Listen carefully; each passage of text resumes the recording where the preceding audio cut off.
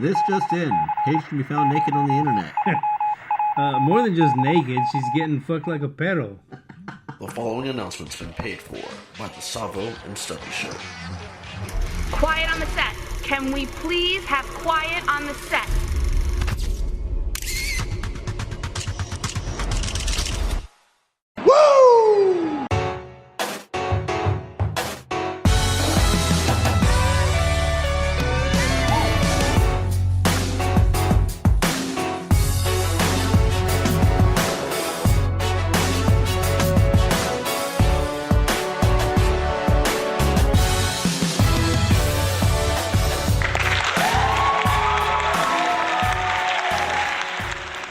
What is up, wrestling fans? It's me. It's S-T-U-B-B. Why? Because I'm the man, the myth, the legend, the mighty meaning himself, Stubby, and I am in studio, joined as always with my colleague, the enigmatic, charismatic Greek mystique. He is Savvo the Savior.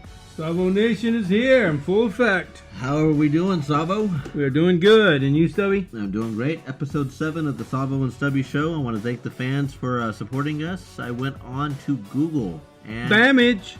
As a vain son of a bitch that I am, I wanted to see if Savvo and Stubby showed up on Google, and sure enough, we do. What's with the Andre the Giant, I'm doing good sound? I don't know. You always lead me into this introduction. But I'm doing good. Would you like a peanut? That's not how it goes. This is how it goes. Anybody want a peanut? Right on. And according to Spreaker, we have 239 views and 10 downloads. We appreciate you guys. We love you. Please continue the support. Tell your friends. Tell your friends' friends. And, yeah. Oh, yeah! So, what do we have this week other than Paige showing up naked on the internet, which is long overdue. I'm surprised it hasn't happened already. Where's it going to lead her, though? Maybe she's doing it on purpose to get released. I think so. I think she wants to be with El Papi Chulo, the El Patron over there in TNA. Senor Perro. Yeah, see, the best way to get out of her contract is to disgrace the company. There goes her Hall of Fame chances. Well, never say never, but yeah. I just think it's funny this timing is happening around the time she has a movie coming out about herself, too, by The Rock. Oh, that's right, huh? Weird publicity, I guess. This week on the Savvo and Stubby Show, we are going to talk about Monday Night Raw review, SmackDown review, which really there wasn't any high points for that. A lot of the stuff that we saw was stuff that we already assumed was going to happen. Potential builds to WrestleMania. I'm not too excited about WrestleMania. To be honest with you, I'm more excited about SummerSlam. Because what's going on for SummerSlam? Well, it's always what happens after WrestleMania. You know, all the storylines that fall into place. With the Shane versus AJ match. So basically you're saying you're really excited about nothing so far. Exactly. Who cares? I feel like this is just a show. It's just a show, yeah. It's like trying to get more of a moment, a WrestleMania moment. We'll get past the entertainment stage and get into SummerSlam right after, which will be wrestling based. See, that's the thing about WWE. They're the ones that labeled it sports entertainment. They're the ones that changed it all. I mean, it used to be so much better, in my opinion. What do you think? Yeah, I think, which is actually one of the topics I want to bring up on today's show. It's already brought in. You didn't say that! Tell me you didn't just say that! No, Broughton. I want to talk about, has the internet ruined wrestling? Yes, it has. Some of it... Don't go into detail. Oh, okay. Whoa. Rewind. But I want to talk about has internet ruined wrestling and the aspects of surprise entrances. Yes, it has. Contracts, people being fired, whatnot, belt changes or title changes, people leaving and joining the company. I also want to talk about in this episode is the importance of a manager. Why has it died off as opposed to the 80s and 90s when it was so strong? Especially not valets, managers. Yeah, valets were just to walk them to the ring. They didn't do. There's a difference. Is all I'm saying. But for WrestleMania, we saw what looks like the final pieces being put in place for Monday Night Raw and SmackDown. Both were very forgettable episodes for me. Yeah. If it hasn't already been done, it was a stale story to begin with. Although there were some things that stood out, like Roman Reigns getting plowed. Giggity. By... Wow, talk about a tumble, man. Shit. He looked like Ellsworth there for a second. He would have kept rolling if he didn't go off to the side. If you want to draw from your gutter notes, ball. If you want to draw from your notes, we'll talk about Monday Night Raw starting off. Well, we don't need to go match by match because nothing was that spectacular. But we had I guess you would call it a face turn. Dana Brooke turned on Charlotte, which I guess every angle's been done before in wrestling history. This is very reminiscent of Alex Riley when he finally had enough with The Miz, which actually made for a great storyline. And then Alex Riley disappeared and ended up over at NXT. Is Dana pretty good? I don't I don't watch NXT. That's where I'm going with this. Well, it's not even that. I didn't watch women's wrestling. I just know she's a bodybuilder. Right. But remains to be seen, I guess. Yeah, I mean, she's not Charlotte quality or Charlotte quality, right. Caliber. She's not Charlotte caliber. But with the right coaching, I guess anybody can become a star. I'm not excited about it. Again, I'm not a fan of women's... I just spit all over the table. A fan of women's wrestling because WWE doesn't know how to package the women's division correctly. But what's your take? What do you think? What are we talking about? Exactly. No, I see Sasha and Bayley like on kind of like the same level. Sausage? Excuse me? Sausage? No, I just ate. I see them on the same level. You know, Charlotte I see on a much higher level than Sasha and I think Tom Green and Bayley. Daddy, would you like some sausage? Daddy, would you like some sausage, please? Alexa Bliss. I like what I see with Alexa Bliss. I'm not. Is she on the same level as Charlotte? No. She is the best. I think she's above Sasha and Bayley, though. I like watching her more anyway. Best woman's heel that WWE ever Right. created. There's something there. Although her last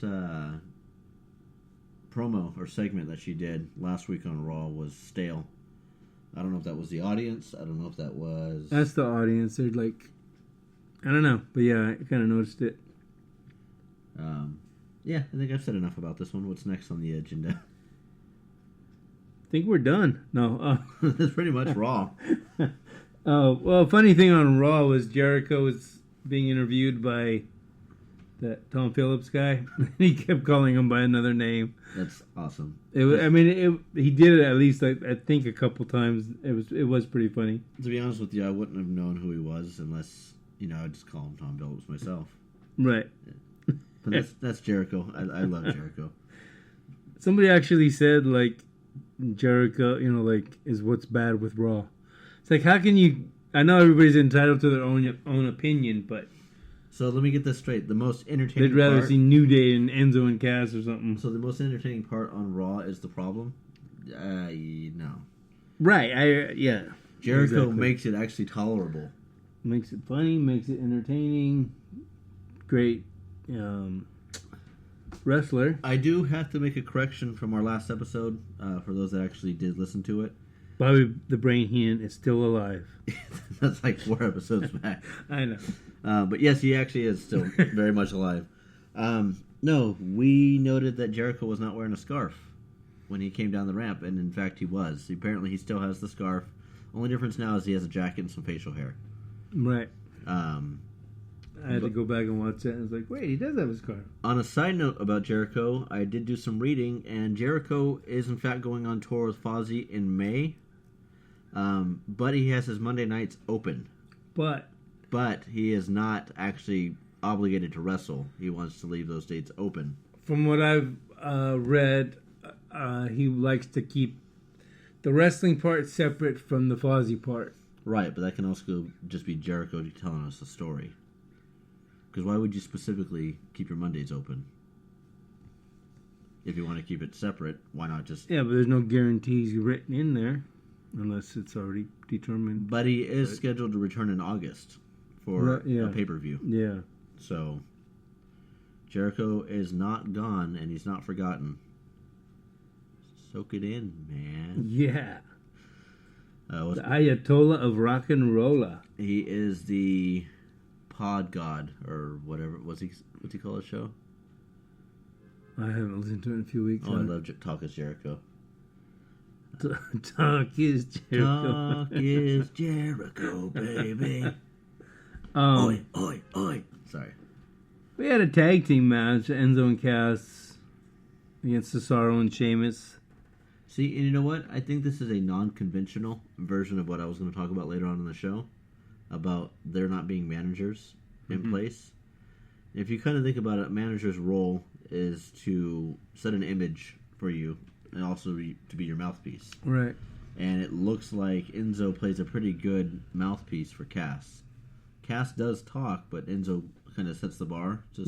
So in a sense, he is like a manager, which would make the breaking up of them two a lot easier, because you're starting to see Cass as his own person. Right, exactly. Which he needs to come out from Enzo's spotlight. I know this is Monday Night Raw, but do you see Enzo and Cass winning the titles at...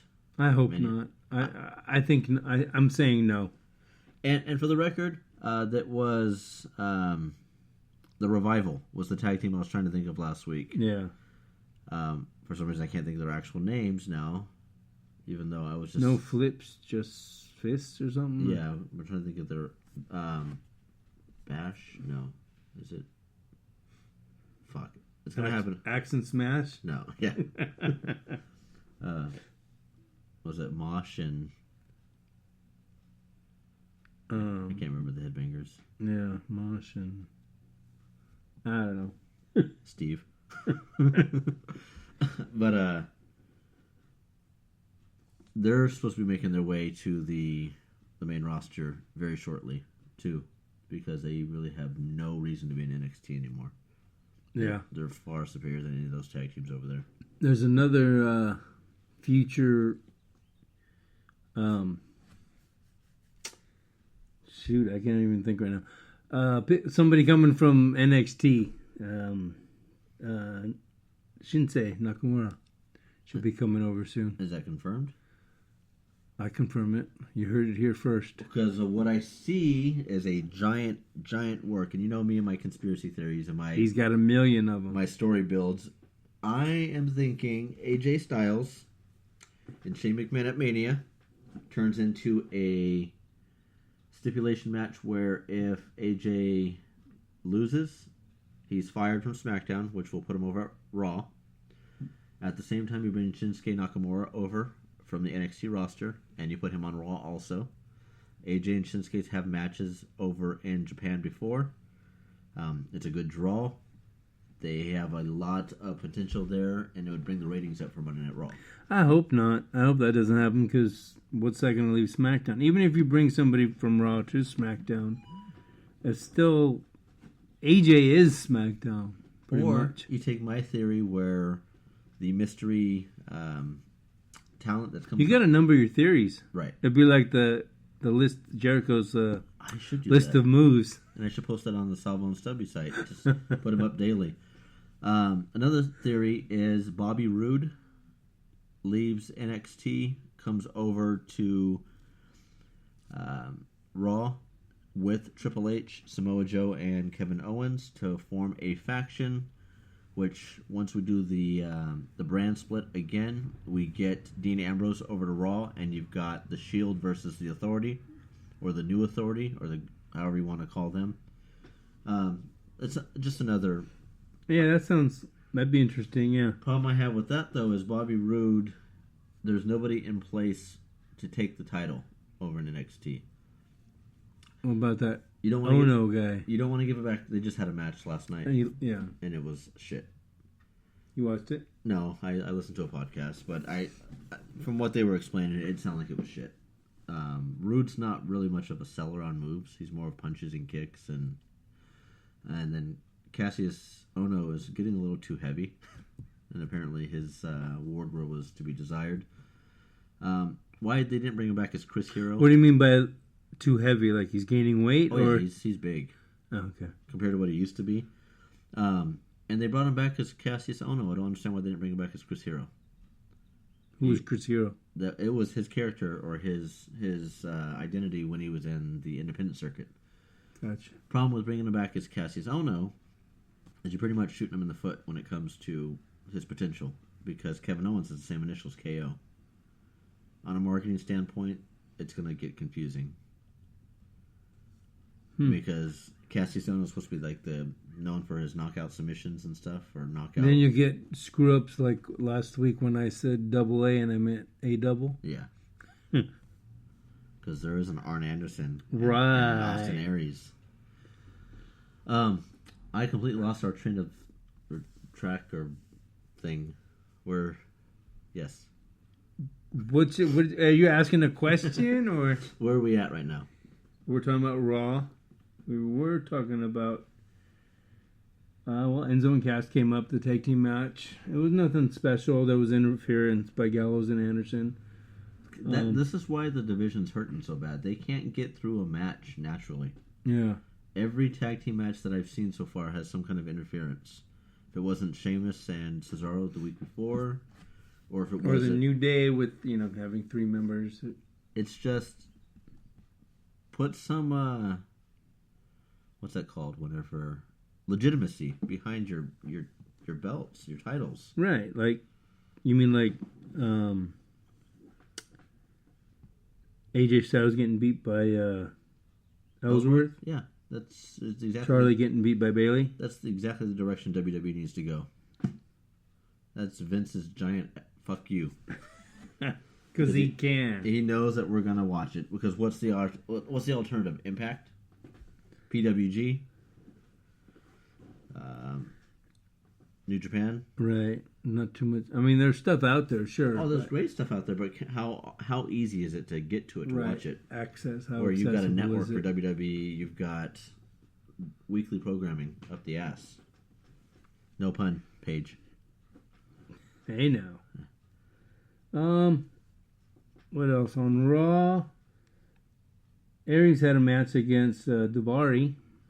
I like A double. He's pretty badass. From what I saw, Aries didn't sell anything. It was all offense by Aries the whole match. He doesn't have to sell it. He is it. It was an okay match. No, nothing great. Bailey We can beat skip Nia Bailey. Jax. We can skip Bailey. Nia Jax is, from what I heard, she had a modeling career. Yet they're putting her in a space. No, take that back. Sorry, it was a DQ. My bad. Right, it's because she went off on her. Right. Yeah. Nia Jax. Did you see Bailey hang? You didn't watch, huh? No. She Did she botch a move? no, she hung upside down in the corner. What do you call that? The Tree of Woe. yeah, but only one leg was cut. The other one was like dangling off the side. Could have been painful. I don't know. Nia Jax legitimately was a model. I don't know if Right. she still is. Why does WWE have to put her in a fucking space outfit? Why does she have to look like an astronaut? Why did McMahon put Ron Simmons as Farouk? that was awesome. Awesome. You're a disgrace. No, because I was listening to an interview with Mick Foley, and he was telling Jericho that they went to their mask designer when he got the Foley's mask, Right. the Mankind mask. And Ron Simmons met him in the back. And he's like, "Oh, did you get that mask from so and so?" And he's like, "Yeah, you could." He goes, "You gotta check out what they made for me." And he pulls out that bluish silver, like that Roman Empire helmet. And I'm like, "Really? This is what you gave this guy?" Right. He was the WCW champion. I mean, he beat Vader, and Anyway, the first African He American looked like champion. a bullet. I was like, what is this? That's what I always hated about WWE, WWF, whatever you want to call it. They always made these people from other organizations look stupid.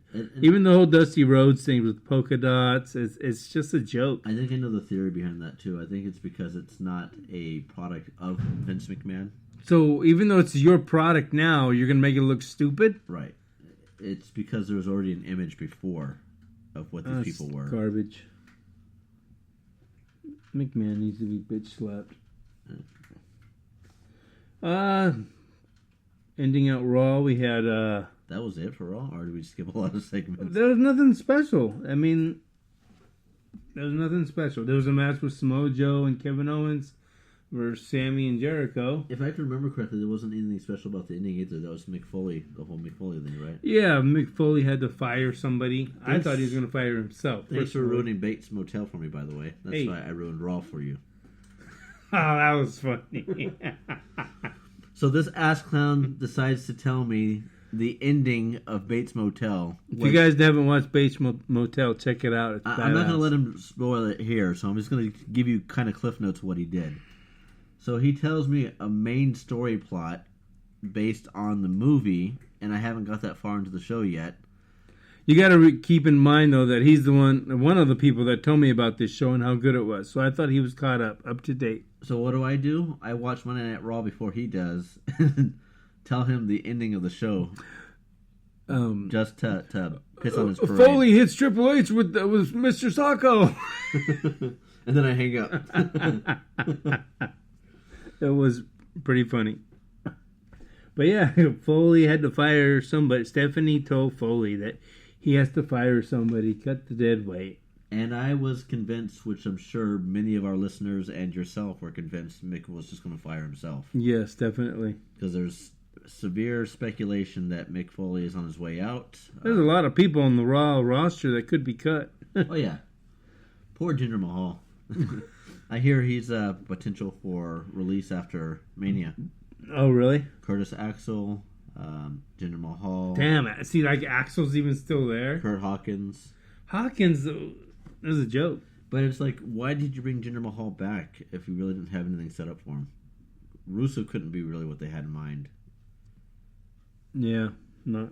I mean, it didn't go anywhere. Unless they can get a hold of Galloway. They barely even had time, together. Unless they can get a hold of Galloway and bring back 3-man band. Oh, God. Then what about Rhino? Rhino could go off somewhere. I don't have a funny line. I thought I had something lined up. Something to do with horns. So, yeah, the highlight of the ending was Mick Foley got Triple H with Mr. Sacco. And I'm sorry, Kraka, if I ruined the... Because I know you were still watching Raw when I was telling you about it. And I was like, you want a hint? The stubby sound off. So I'm pretty sure that gave it away what the ending was. What was cool about it was Stephanie fucking low-blowed Foley. Yeah. Well, the way that they've been treating him on Raw, he doesn't have balls anyway. But, yeah, Seth Rollins coming out on a crutch. I knew that the injury was fake. We talked about it last week on the Stubby Sound Off. Yeah. Because you don't go from having trouble walking to cutting a promo with a video montage of how... doing sidestep stuff. Where you're perfectly fine, and then make it believable. It just... You can't see it. Mind blown. So yeah, that's pretty much Raw. That was it for Raw, yeah. Honestly, a waste of... I mean, they really don't have anything they can do for the next 2 weeks before Mania. They've already put all the storylines out there. And this looks like a pretty stacked card. I don't know if you grabbed the research from me or not, of how many matches are confirmed. As of right now, I believe it's like 12 or 13. That many? Yeah. There's a pretty good amount. I haven't done it yet, no. But if you go to Wikipedia and look up the WrestleMania card, they literally have for Alexa Bliss versus all available women talent on the SmackDown roster as the name of the card. Who's that consist of? Becky Lynch, Mickie James, Carmella, Bella's in a match already, Maurice is in a match already, Naomi, if she's back. she will be. That's pretty much it, huh? I'm pretty sure there's got to be at least one more. We're just not. Yeah. Nobody cares. All right, well, we're switching over to SmackDown, unless you have something else to say about Raw. No. Why would you? You didn't even watch it. Moving No, on. I did watch it. Remember, I ruined it for you. Oh, that was SmackDown. You didn't watch. SmackDown, I kind of got the gist of what it was about. I know that the show opened with them showing the segment of AJ Styles going off on Shane McMahon, trying to do that build. This is a good build. Everybody knew what was happening with this feud. In fact, they talked about it on Bring It to the Table. Bring It to the Table, yeah. Watch that today. It's pretty good. Which is surprising. I was telling you about it, which I'll tell our fans. I know it's WWE programming, so they're going to curb it and script it to a way that keeps them in good light. But I was actually surprised, and I don't know if this is a work. It could be a work. Corey Graves didn't have exactly positive things to say on Bring It to the Table. And it was a very controversial episode. First off, if you watch the first Bring It to the Table, you had Paul Heyman and JBL with Rosenberg. It seemed like they were just yes men, basically. Right. Like, They were... There's nothing wrong with the product. It can't be any better because it's already the greatest. Rosenberg was the WWE average fan, and Heyman and JBL were the face. And they were doing everything in their power to make it seem like what they were doing was best for business, and they had nothing negative to say about it. Right. So they decided to switch up the panel this week, and they had why can't I think of his name? I just said his name.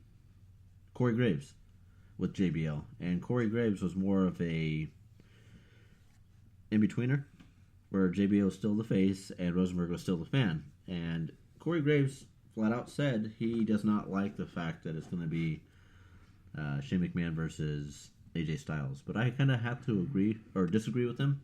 Initially, I didn't like it, but it's building up to be a pretty good story. Yeah, I mean, but it's still going to be, wow, did you see that moment, where instead of that match? Right. Because it was like, Shane's not a wrestler's wrestler. He's just there for the moment. This will be a great pay-per-view if you do not have the expectation of an actual wrestling pay-per-view. Which we need to get out of that part of it because it's no longer wrestling. Right. It's sports entertainment. Right. You're going to see Shane probably jump off the Titantron. Something, yeah. Or they'll be fighting in the back lot somewhere. It's going to be gimmick. It's going to be spot after spot. In fact, I believe we should make a game out of this. How many spots we think there are actually going to be. For the average fan that doesn't know what a spot is, it's, how would you phrase it? Like a ploy moment. Right. Something that stands out like the WrestleMania moment. Yeah.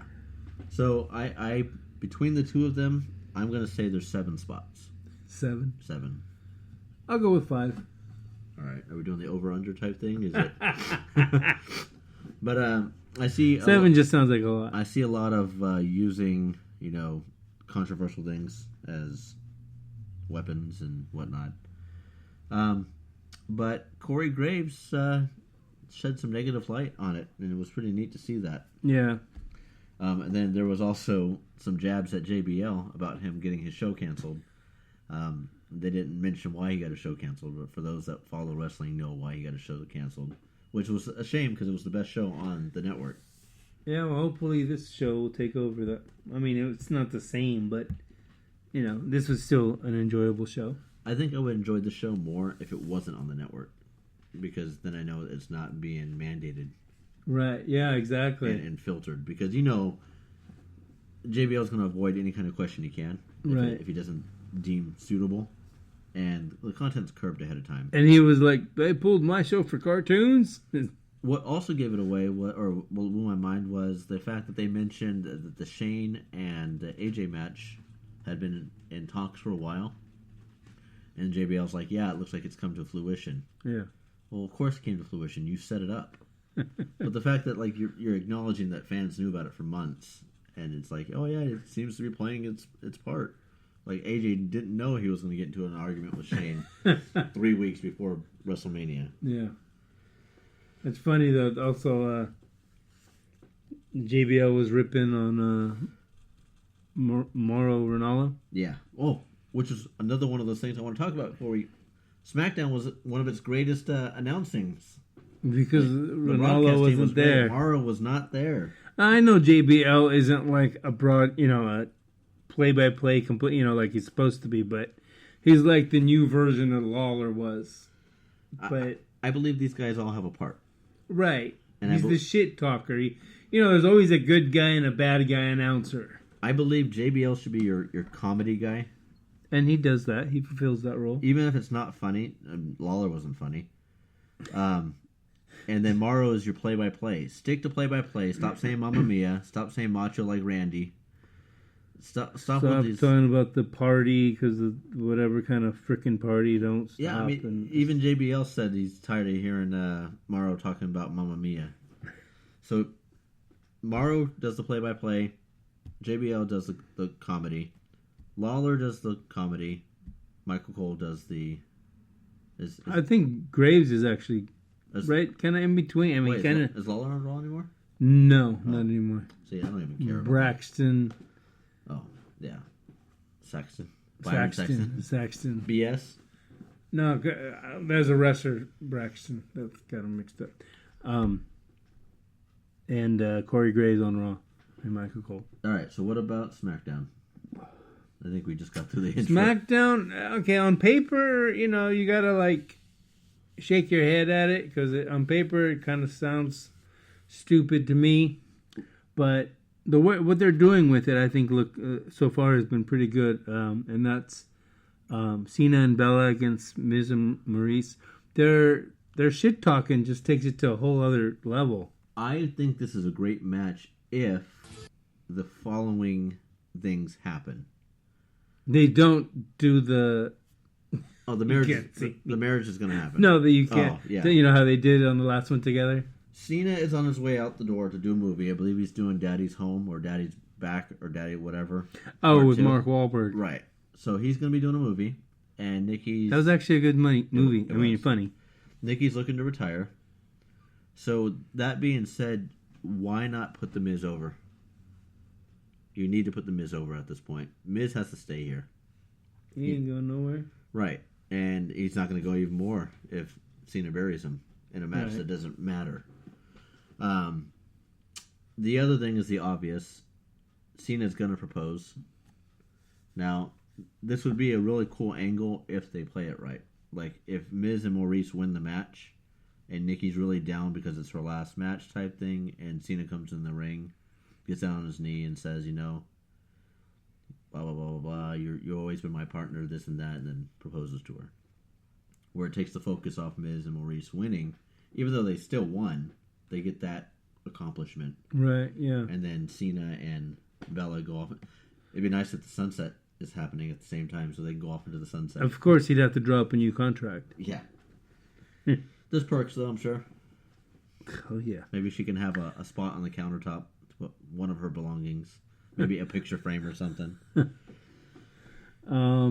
yeah, it's got a good build to it. And I like the fact that... I like what they've done with it. Yeah. Like I said, on paper, you see it, it's like, who wants to see this shit? But what they've done with it so far, I like it. Who would have thought Maurice can cut a promo, too? Yeah. Her English is obviously her second language. Right. But I kind of dig that broken English. It's kind of funny. She can say bitch perfectly fine. What else on SmackDown? You didn't watch it. You did not watch it. I did, but I lost focus. Like it was background noise. What do you have next on the... Honestly, I only have 3 things. Next thing would be AJ attacking Shane, which came towards the end of the show. I believe there's a Becky Lynch versus Mickie James match. There was. No, what do you mean? On SmackDown? Yeah. Becky Lynch? Maybe not. Wasn't it Alexa? It might have been. No, they've already had... if that's the case, then I'm glad I didn't watch it, because they've already had that battle way too many times. Yeah, anyway, I didn't write it down. Well, let's just skip past SmackDown altogether. Let's just go into AJ and Shane. And the fake blood at the end? Yeah. I mean, it looked good. The beating he gave him. It looked legit. Did you see anything not making it look legit? You know what you just triggered? What? No shit. Yep, it's a stubby sound off.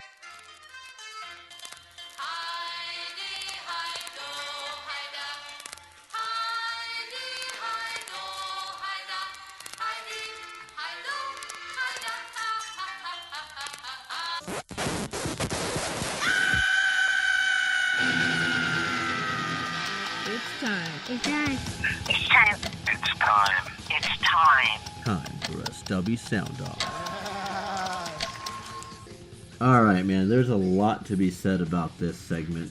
A lot of things that piss me off. You know, stubby sound offs for that exact reason. One of those being is when Shane McMahon pulls up, you've got Renee Young with the camera crew standing there, blaring lights facing Shane McMahon. If that isn't red flag you, I don't know what does. Shortly after that, you've got AJ Styles who's trying to duck behind a car and not convincingly ducking behind a car. Like, that is the worst. Yeah, but he don't know he's gonna get attacked. Yeah. I mean, he knows. Now, when he attacks him, that was a pretty legit attack. Right, that's what I meant. When he slammed him into the wall and he slammed him into the car door. However, when you threw him into that window, you can see the tape that the window was being. How do you always see this shit? You can see the tape that was holding the breakaway glass or the candy coated sugar glass, whatever you want to call it. One, there's not shattered glass all over the place. Two, as soon as Shane starts bleeding, Renee Young announces, "Oh, he's bleeding!" Like, who announces that? A reporter. You yell it out. "Oh, he's bleeding!" Hey. And then if you're the medical staff, do you really say he's got a head laceration or a skull laceration? Not a scalp laceration, not a skin laceration. Are you in the medical field? I know that there's no such thing as a scalp or a skull laceration. Well, what's funny though, Finley, I thought it was funny. AJ walks off the camera, you know, you can't see him, and then Finley's down there with Shane, and Finley goes, "Walk away, AJ!" And it's like, you don't even see him in the fucking picture. What do you... I thought it was funny. So yes, that is this week's stubby sound off, and I'm pretty sure there's more to come. You did it again, WWE. Jerk off! So yeah, I mean, that's just my take on it, but you seem like you liked it. What do you like from it? Just seemed, you know, the beatdown that was put on Shane, it seemed legit. You did. I mean, they sold that part pretty well. There might have been some borderline realism to that. Yeah. Because there was no pulling back when you threw him in that car door. Yeah, exactly. I feel sorry for whoever's car door that was. What do you think? Well, I don't know. The ending of the show, they had Orton and Bray again. I thought it was kind of lame, to be honest. It's just weird that... Shit, I just bit my tongue. It's just weird that Bray and Orton... You should start talking like Dusty. See, I just bit my tongue. It's just weird, baby, that Bray and Orton... Do this whole spot with it. Let's hear it. It's just weird, baby, that Bray Wyatt and Randy Orton, who, when it first started, baby... You almost sound like a KFC guy. Okay, that's enough. Say, was it Kentucky Gold or whatever? Kentucky Gold, baby. All right. Anyway, go ahead. Anyway, when they first started, you know, their feud there, it was, you know, it seemed good. I mean, come on, it was like, oh shit, what's gonna happen here? Until he burned down that fucking shack, and now it's like all fucking lame. Every time they showed him since that, it's been stupid. I think Orton realizes that he's not on board anymore. They need to incorporate Harper back into that and make it fucking interesting. Harper should have been the one to take it the whole time. I mean, Okay. I get the angle now with Harper and AJ Styles, why it was building up for AJ Styles and Shane, but Harper should have won the Royal Rumble. It would have been unexpected. The feud makes sense. But Bray he's had the title for how long now? A few weeks? Yep. We haven't barely even seen him. He hasn't wrestled anybody really. It's like, what the hell? And you had your who cares moment saying that Eric Rowan might be coming back. So, I mean, Eric Rowan's actually one of the names on the list that's potentially getting fired after Mania. So, if they're going to save him, now's the time to do it. Yeah. Does that cover SmackDown? For me, it does, unless you think of anything. Nope. All right, so we'll head into our last two segments. This being the topic that I brought up in the very beginning. Do you feel that the internet has, I wouldn't say killed wrestling, but ruined it to some degree? ruined Yes. it to a Yes. major degree? Yes, I do, because now part of what made wrestling so exciting was you didn't know what was going to happen. Now, just for example, Impact 2 weeks ago said Del Rio's going to win the belt.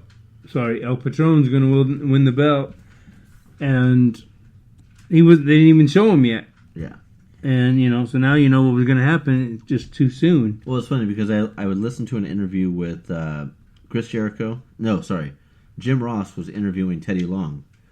And in 1989, Teddy Long was the referee for the Ricky Steamboat and Ric Flair match. And he wasn't the starting referee. I guess there was, Johnson was I think his name was Timmy Johnson or something like that, was the referee at the time. And Teddy Long was the one that actually called the 3 count. But at the time, the only people that knew that the belt was changing hands was Ric Flair, And Steamboat, and the ref, and the promoter. So the fact that it was that discreet was a difference maker. I mean, yeah, people in the locker room didn't even know what was going on. right, exactly. Now you find out 3 weeks in advance that someone's not showing up for a house show because they're no longer they don't have the belt, like in the main event, and someone reports it, and then we find out a week later they lose the belt on a live show. Right, it just takes away from the suspense of it all, Which makes me also believe that's why WWE has kind of cut back on the surprise entrances for the Royal Rumble, because they're not surprises anymore. I mean, anyone catches wind at all that someone's in the area. I remember 2 years ago, I forgot what wrestler it was, but they're like, coincidentally, so-and-so's in this state, the same state that the pay-per-view is in. And it's like, well, you just gave it away that they're going to be at the show. And sure enough, they were at the show. Well, the Hardys are coincidentally in Orlando the same WrestleMania weekend this year. Exactly. We'll see what happens there. Stuff like that. I mean, if you didn't have the internet or didn't have these Raw reports, whatever you want to call them, you'd have no spoilers. You would have no idea about that. And then if you saw them, you'd be like, "Holy shit!" Right. Kind of like when Sting came back.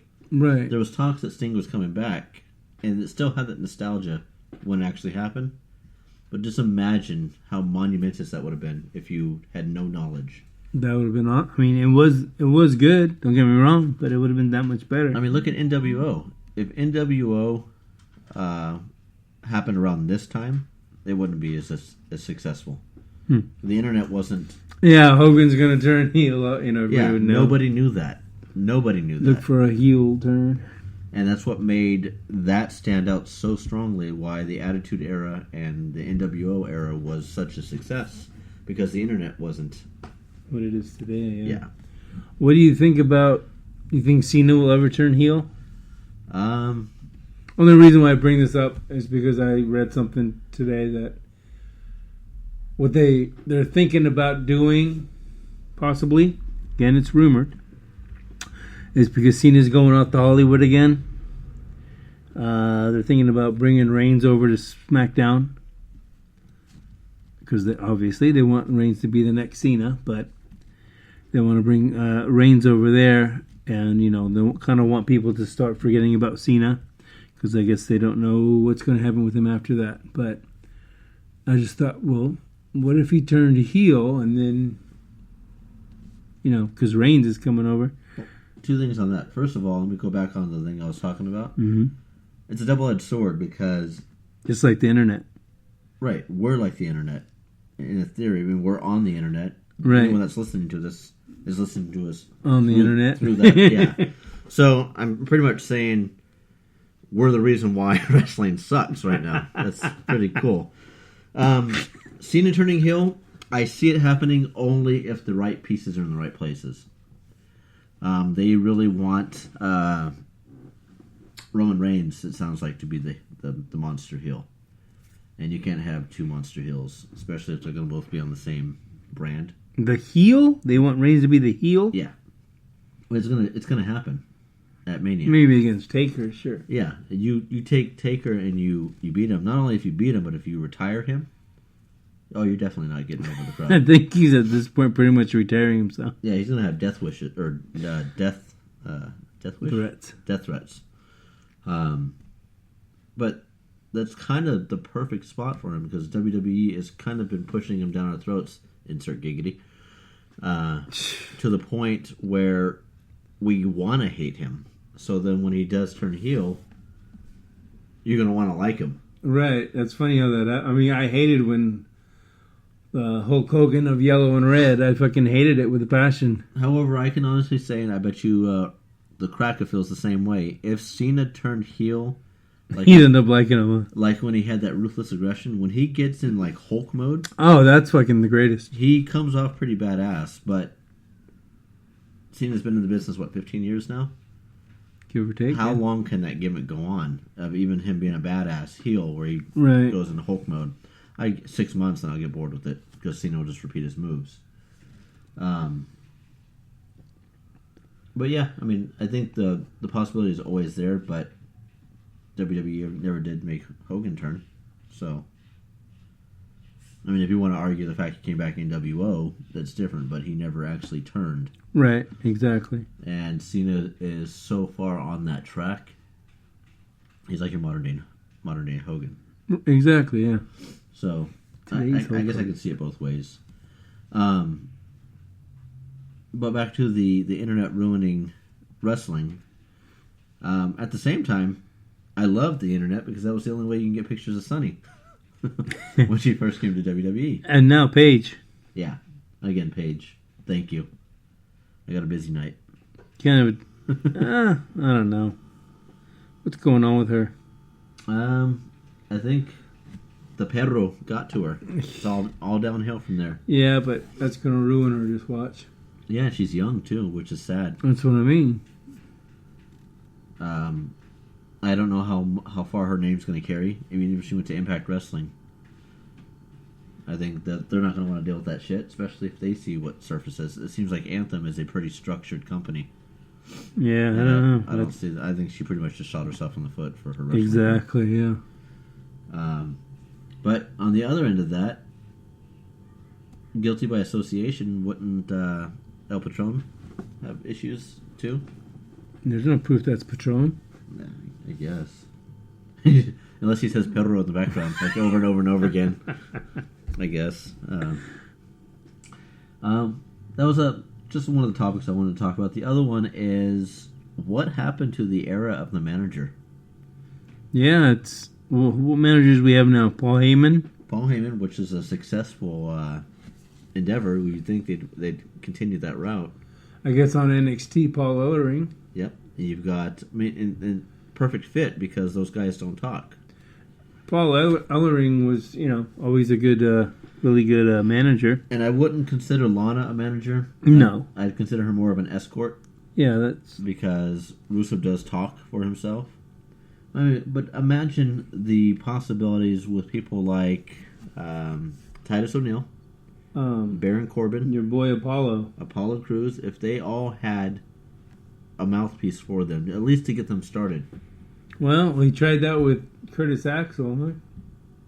With Heyman. Yeah, and I think it's because Axel came along after the CM Punk thing, right? Yeah. I think some talent just doesn't get it. Yeah. And Axel is one of those people. I hear he's a great guy, and he sounds funny, but he just doesn't have... We met him at WrestleMania. Yeah. We got his autograph. I wanted to find the video of me going, woo, woo, woo, and then having Zack Ryder actually respond to it. I have it somewhere on one of my memory cards. When I was getting my WrestleMania book signed by Emma, and Curtis Axel was there too, there's a picture of all the divas, but she's not in that picture. And she asked me who the hottest diva was, and I'm about to say Nikki, and I was like, no, you can't say Nikki because I'm talking to Emma. I was like, well, are you in it? And she's like, oh, that's so sweet. Boing. I hear she's dating somebody. On the Yeah. roster. Oh boy. Yeah, I think I heard that too, but I can't remember who. It's some white guy. I don't know. I can't. For some reason, I can't picture his face. I'll figure it out afterward. Lost my train of thought. Oh, managers. Managers. They, back in the day, they played a very important role. It's a good save. I say the ship was sinking there for a second. We both just drew a blank. Very important role. You don't see it so much these days, unless they're like foreigners, maybe, or just somebody that needs to be developed more. I got a fun little game for you. What? Cut the fat. You had to pick 3 people from Raw, 3 people from SmackDown that you can do without on the roster. Who would they be?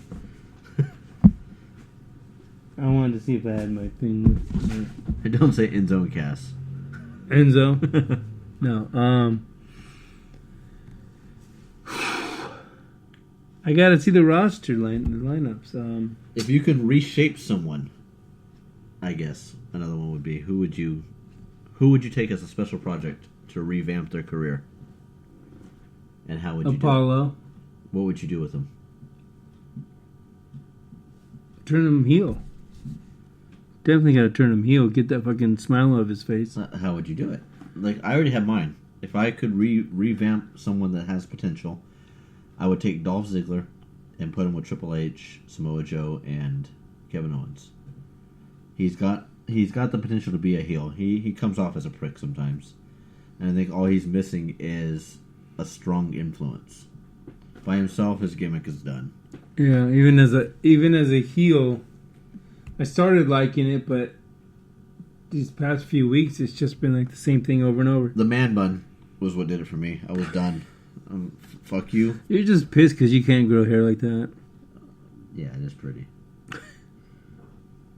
But yeah, so I guess that's all we got for this.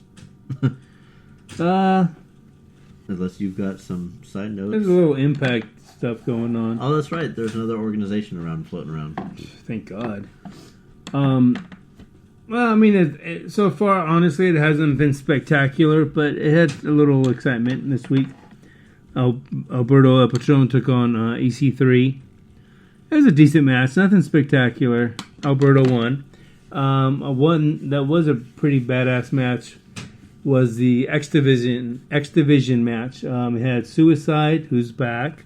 Remember we were just talking about this the other day? Oh, so it's not TJ Perkins? Not now. Andrew Everett, who's pretty badass. Trevor Lee, who is the X Division champ. Oh, wait, and so Suicide's the original Sin Cara, where they just filled in a mask on somebody. And... Apparently, Suicide was from the video game. Okay. So then I guess they made a character in real life to fill that void. And then Braxton Sutter. That's where I've got Braxton, remember? Right. Braxton Sutter. It was a pretty badass match. Trevor Lee retained the title. And towards the end, okay, because the Hardys have gone on to wherever they're at, Ring of Honor for right now, they did this angle with Decay getting the belts out of space when they were time traveling. Nobody can see the hand gestures. Yeah, I know, but you can. Okay. I wish I couldn't. Anyway. So, Bruce Pritchard came out and said they're going to have four tag teams. I love you. That's right, baby. And I was kind of surprised because LAX came out. You know who LAX is? Yes. Who? It's an original, this is a fresh idea by Impact to come out with Conan and, what was his name? Homicide. Yeah, because this idea's never been done. Great idea.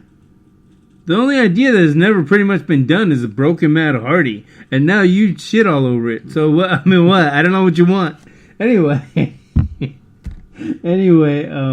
Conan, Homicide, somebody named Angel Ortiz, and Mike Dasdick and Angel Rose are now part of LAX. On a side note, I know the Hardys are not part of NXT or Impact, But you know it'd be a really good gimmick? What? If they came over to, say, WWE or even wherever they're at.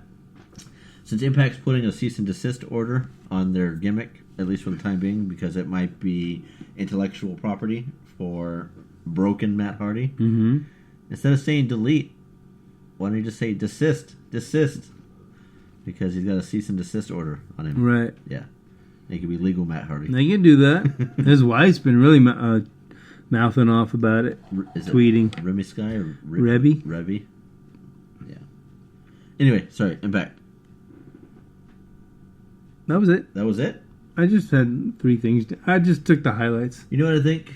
If Impact... I'm actually, not to interrupt, but I know it's only been 2 weeks, but I think they're going slow with, making changes, which I guess is fine. I mean, you got to get new talent, and they have introduced some new talent, but nothing that great so far. I mean, I don't know. Only been 2 weeks. What are you watching? No, you keep looking at the microphone. Talk to me, not the mic, because it seems very impersonal. You were looking over there. No, I'm monitoring the board. Thank you very Whoa, much. excuse me. Anyway, hopefully, they'll get their storylines going and see some development, some new talent. You know what? I think Savvo the Savior should jump on the Impact Wrestling fan forum boards and tell them, pitch in some ideas going back to WCW days. Minus the Nitro Girls. That was the best part. No, it was not. No, it wasn't. Kimberly. All that was cheerleading. Kimberly. They were fillers because they couldn't compete with the Attitude Era in the women's. Thank God. Yeah. Oh, they tried. No, Not to that extreme. But if they went back to the old format of WCW, which was apparently successful for many, many years, because it wasn't WCW NWA before that, or Georgia Championship Wrestling. Right. So they knew what they were doing for many, many years. Yeah. Given they don't have the same blueprint that Vince McMahon has now, now that he's cemented his feet in the ground. Yeah. But you do have a formula. It's going to take you some time, but it's not like Impact has completely disappeared. Exactly. I mean, it took quite a few years for them to get to their low point to where, they were at before Anthem stepped in. Now, I don't see them ever touring on the same level as WWE. Right. But I hear that they are considering touring again. Right, exactly. Which would be neat to go, because that show was more personable than any WWE show I've ever gone to. Yeah. That was awesome, man. And I think it's the fact that except for Mickie James. Yeah, she's still a bitch. Yeah. Remember that security guy? Are you Alex Shelley's brother? No. Why did I look like him? He did. I'm pretty sure. That was funny. I'm pretty sure it was him. That was looking funny. Where is Alex Shelley? I'm not sure. I'm pretty sure that was him. I like the fact that D'Lo can just be standing around. I know, he was just, and everyone's walking past him. Right. I mean, given he's a little outdated, but he's still in the business, and it was an honor to meet him and everything. Yeah, it was cool. And you almost feel like a prick walking up to him, like, "Hey, are you D'Lo?" But the fact that you can just walk up to those people like it was nothing. Like, even when we were getting the autograph with Jeff, yeah, we can smell a little partying in the back, and he's like, "Oh, that's just Rob Van Dam." That's pretty cool. Now, given their backstage area was literally just a curtain, right, and you can see the bleachers and everything, but you felt more a part of it than you are when you go to a prefabricated pay-per-view. Right, exactly. But that's all I got on my end for this week. Is there anything else that you want to add before we sign off? No, that's pretty much it. If you guys haven't seen it yet, check out the Bring It to the Table. It seems pretty good. And since we are our own sponsor and our own advertisement, what is up, wrestling fans? This is Stubby here, wanting to remind you to check out the Savvo and Stubby Show by going to Spreaker. You can get Spreaker through the Google Play or the Apple Store. Download the Spreaker app, click on the Savvo and Stubby Show, boom, we're in your pocket. Boom, we're in your ear. The Savvo and Stubby Show can also be found on Facebook at facebook.com/Savvo and Stubby, or you can find us on my Facebook page. Also, make sure to check out our friends over on Spreaker, and Apple iTunes for the Wetback and Krakatoa Hour. And another shout out to the Wetback, who has a wrestling event at the Elk Lodge in Oakhurst, California, April 8th. If you're a wrestling fan and want to see some good independent wrestling, be sure to check that out. I believe he said doors open at 6 p.m. and that is at the Elks Lodge in Oakhurst, California. If I am wrong on that, I apologize. It's free advertisement. You're welcome. Boom. Boom, we're in your pocket. But as always, it's me. It's STUBB. Why? Because I'm the man, the myth, the legend, the mighty minion himself, Stubby. Blah, blah, blah, blah. You're like The Rock. Yeah, no. Yeah, no, I wish. I wish. We wouldn't be shooting this show in the front room of my 2-bedroom apartment if I was The Rock. Stubby out. Out.